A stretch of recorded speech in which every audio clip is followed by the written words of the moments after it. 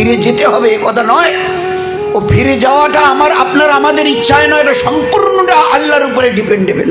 আমি যেতে চাইলেও যেতে পারবো না, থাকতে চাইলেও থাকতে পারবো না, ডা গেলে চলে যেতে হবে।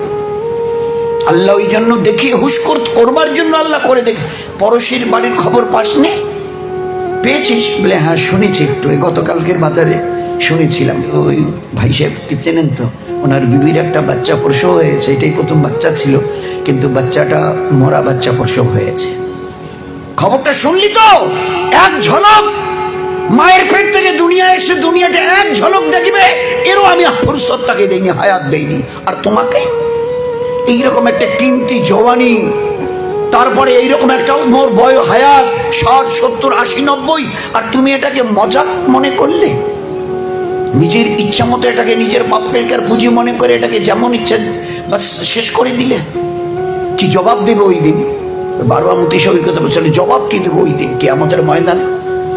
এত জবাব না দেওয়া পর্যন্ত অ্যাকচুয়াল লড়তে দেবে না। তো দুনিয়ার হায়াত একমাত্র, খোদার কসমকে বলছি, একমাত্র আখিরাতকে বানাবার জন্য আল্লাহ দিয়েছে।